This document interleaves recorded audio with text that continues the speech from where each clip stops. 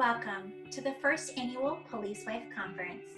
I am your host, Rebecca Lynn, and we will spend the next 5 days gaining resources, support, and inspiration for your life as a police wife.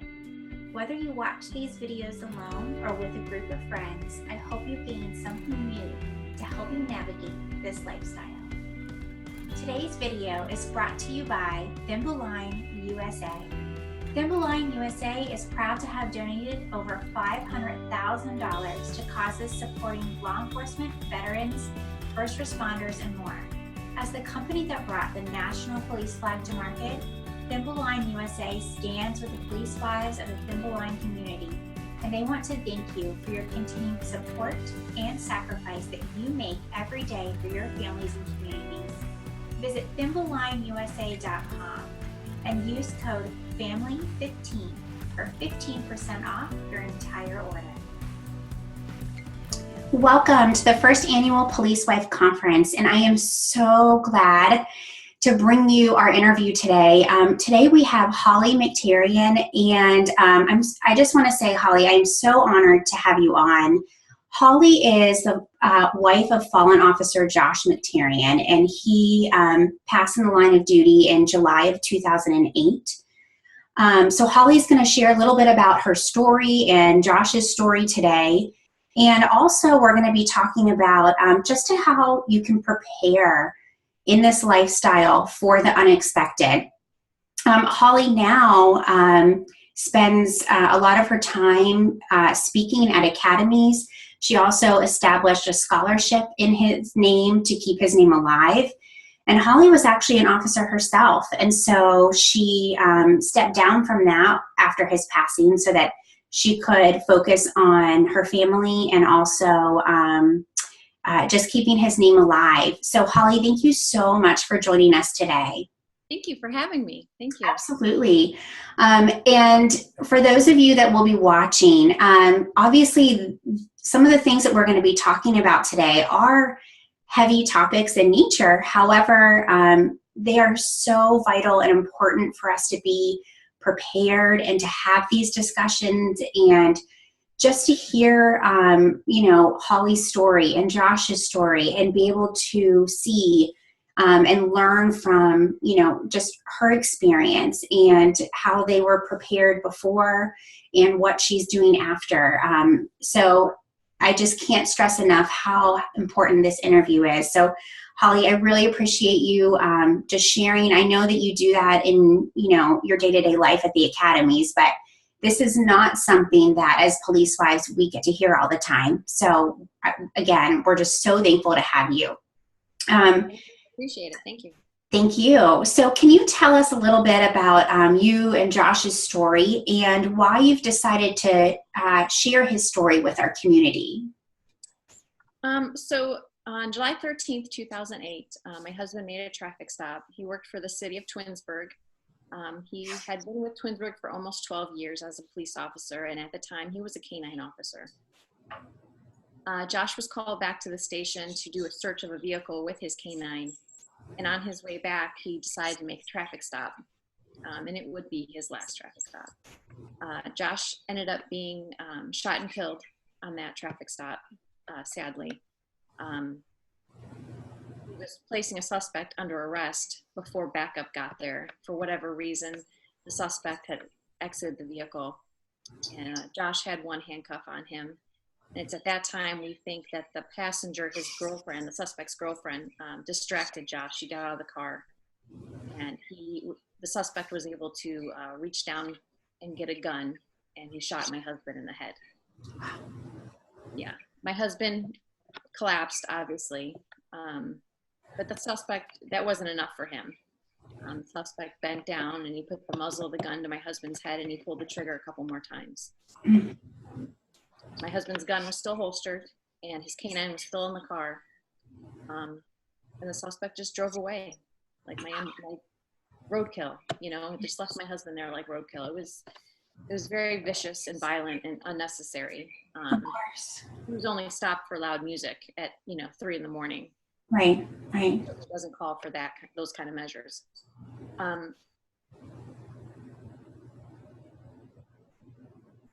Our daughter, that morning, I was supposed to go back to work. It was my first day from maternity leave.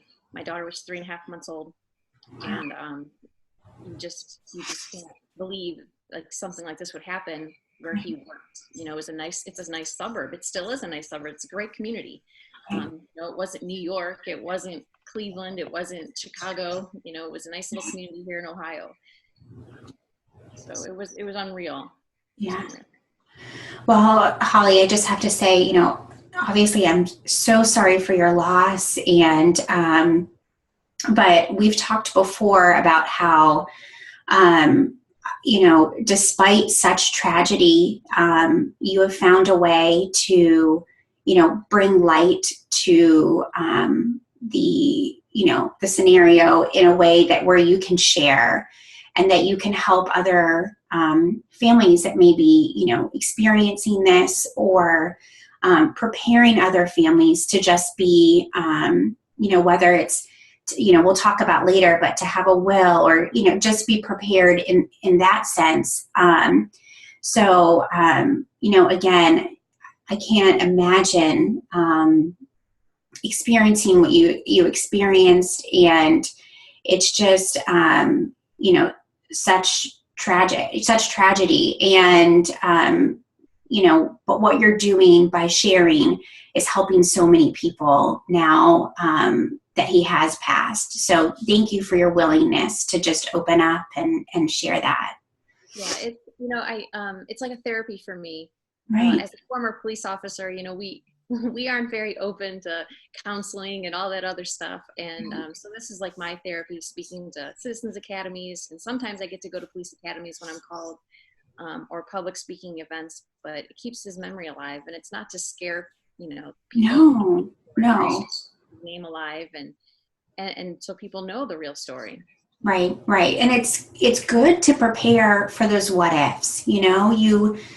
Life is inherently dangerous on its own, and then when you coupled with the fact of being police officers and going to calls or whatever it may be, they don't always know the situations they're getting in, and so just being prepared as a family and hearing, having all of our lives listen to your story and just hear, how you dealt with things and how they can prepare is, it's truly priceless.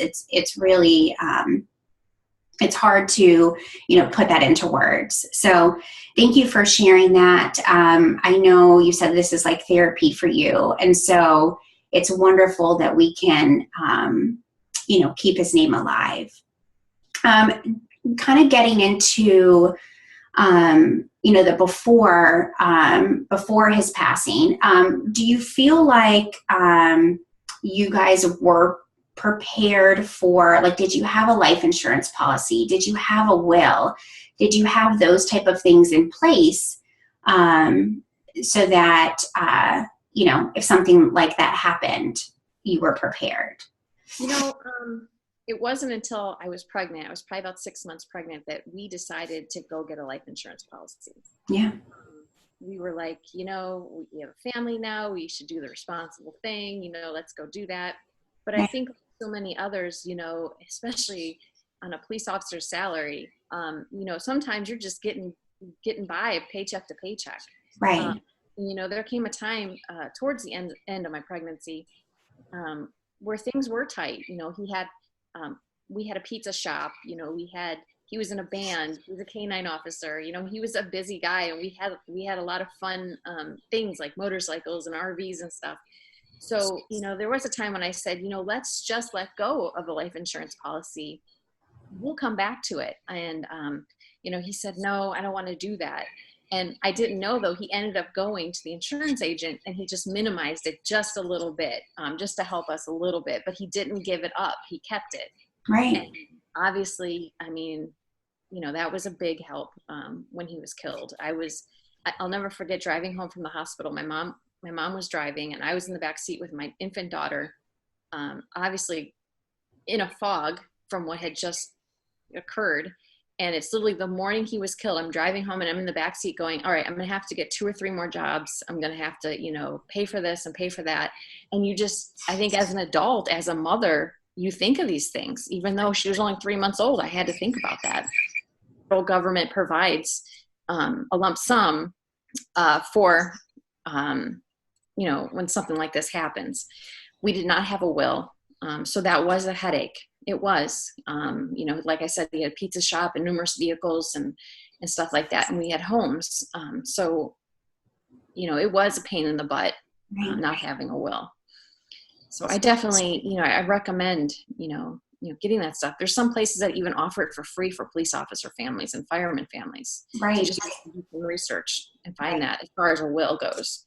So that's great. Well, I'm so glad that you guys did keep it, the life insurance policy. And it's so important, like you said, you have to have those things in place.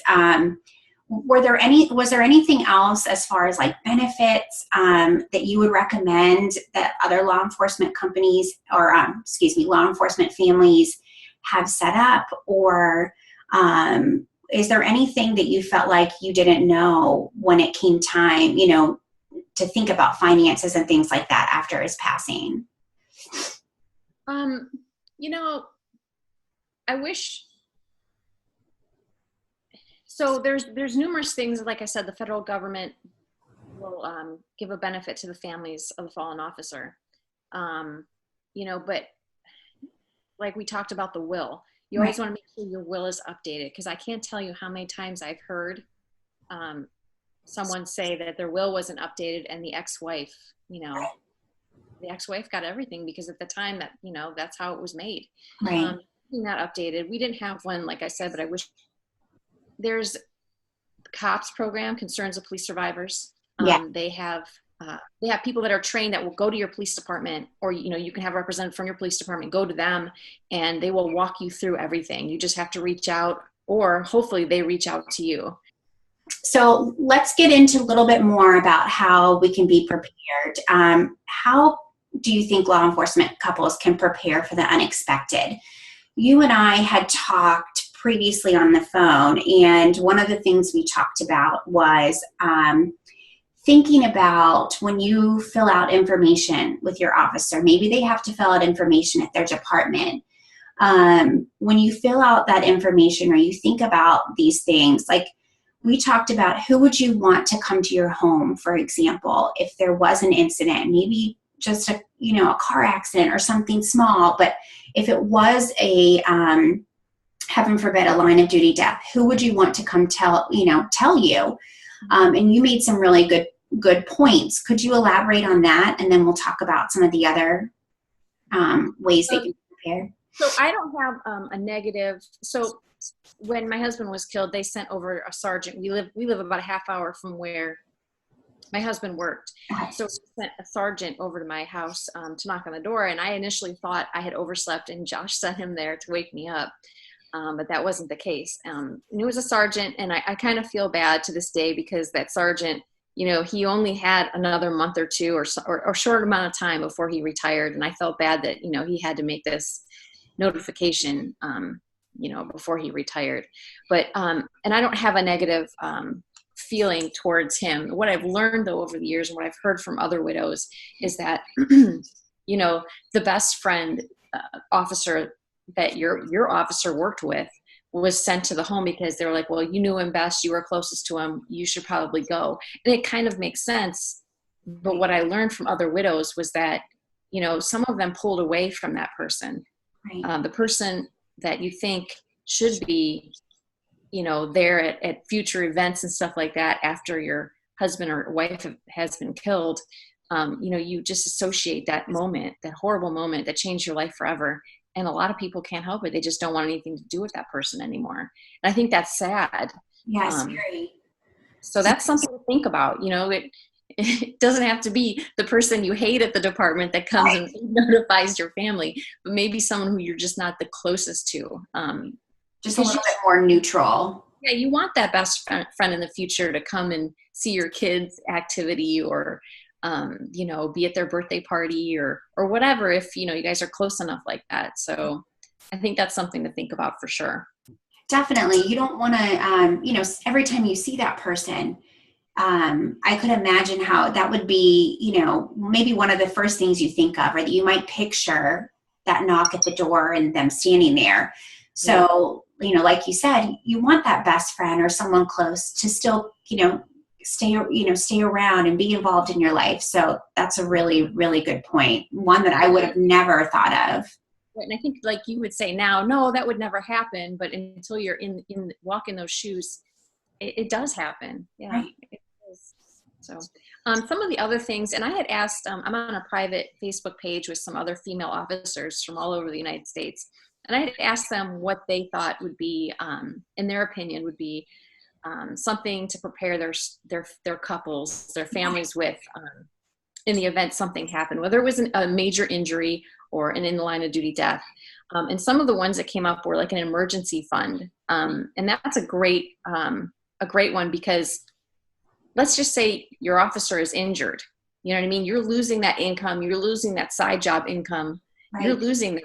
And if you're able to just put a little bit away, I know it's hard sometimes, but if you just put a little bit away, it would come, it would be very helpful. Definitely. I think some of the other things that they touched on was, one insurance like Aflac, and I don't have Aflac, so I'm not talking for them. Right. But, they have the great insurance for officers for stuff like that. An umbrella insurance policy. That's a great suggestion too, because if you get sued, which, face it, this day and age, it happens all the time. Right. That's a good thing as well. A lot of people said a will. And another lady, she said she started her own folder: life insurance policy information, medical power of attorney, life support directive, all that stuff, letters to people that she loved. I mean, I was like, wow, you're really into it. Yeah. But it's worst case scenario, and she's prepared. Right. Someone else, and not to keep going on, but someone else said, writing down like account numbers, phone numbers of people that maybe your spouse doesn't have. Maybe your spouse doesn't know your best friend's phone number, Right. Exactly. Stuff like that. So, and then someone else said a trust, saves your family from unnecessary taxes, like your house deed, long-term care insurance, depending on your department, and medical directives for DNR or any other medical decisions. Right. One thing I wish that I had talked about with my husband and that I knew was, did he want to be buried? Did he want to be cremated? Yes. Did he want to be buried with his family? Those are things you wish, because I'm not going to lie, still 10 years later, I'm wondering, did I do the right thing? You know what I mean? Right. So stuff like that.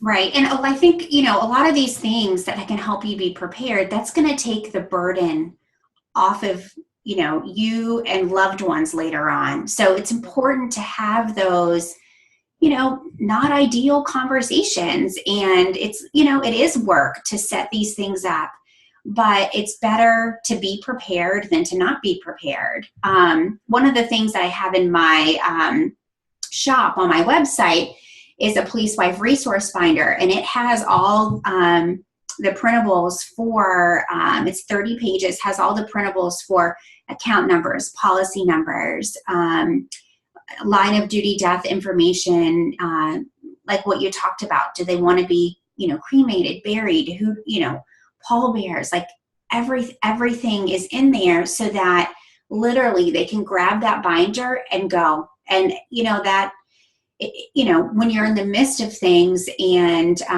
whether it's an emergency, and you're having to find account numbers, because I've talked to wives that said, well, I don't do the finances. My spouse does the finances. Okay, well, you still need access to those. You still need to know passwords and things like that. So you just grab this binder. And I have a great example of that, because my husband owned the pizza shop, and he did all the work for it, all of it. Right. And when he died, they needed like the electric paid and stuff like that. And it was a mess, because I didn't realize, how business checks worked. Their account numbers are different. They're flip-flopped than regular checks. I ended up giving the wrong account number, and it was a big mess. So, yeah, I mean, all that stuff would have saved me a headache. And you're in a fog. You are in a fog. Right. That first 2 weeks, I mean, months afterwards, but especially those first 2 weeks, and you're just having that stuff is great. I know when I worked for a little police department of maybe 20 to 30 officers, our chief thought it was important to have a packet like that, and he kept it locked up in his office. Yeah. And let that out if he ever needed it for each officer.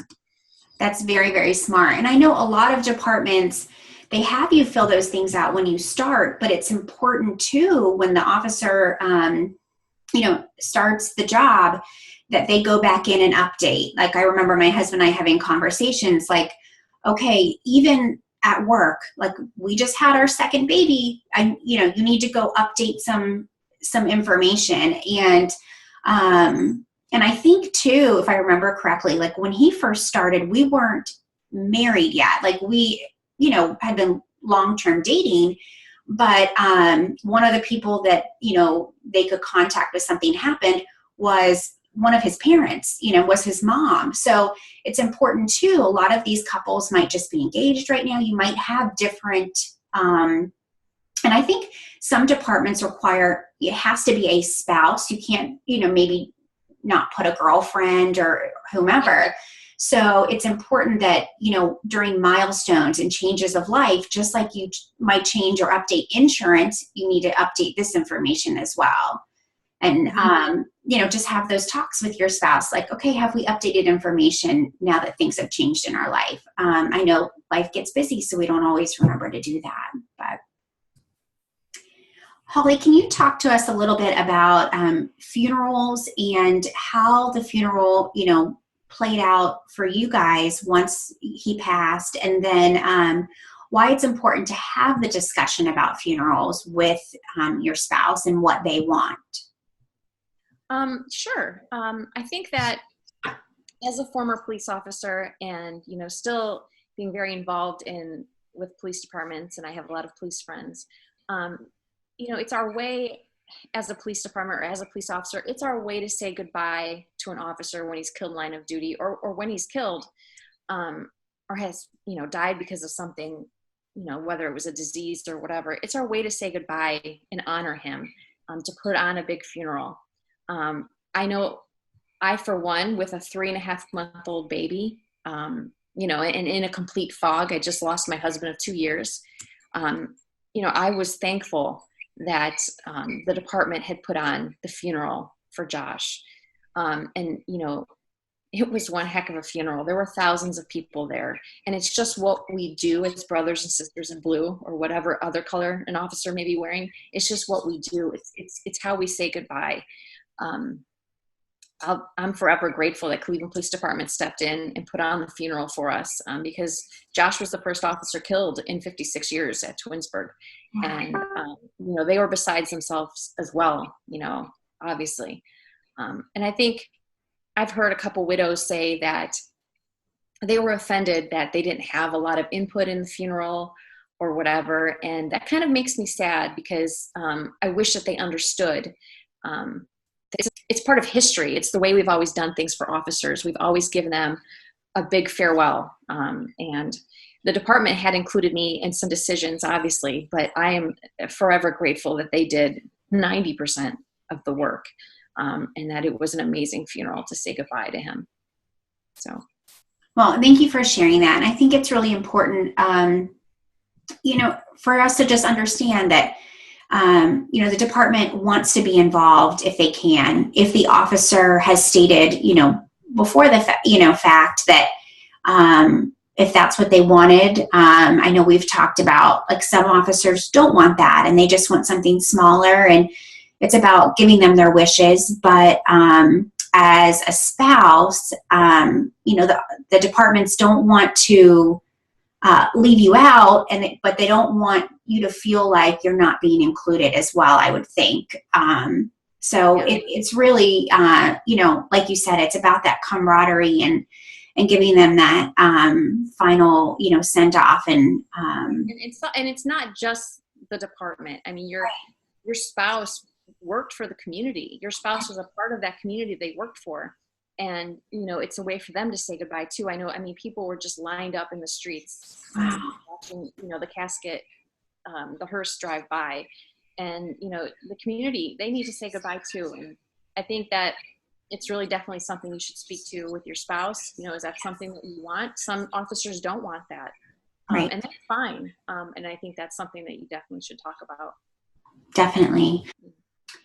Well, thank you so much, Holly, for coming on today. I know that just learning and hearing you talk is going to help so many wives. And I think it's also going to really facilitate discussion between the wives and their spouses to make sure that they're prepared, whether it's financially or, just having things in order, on the home front.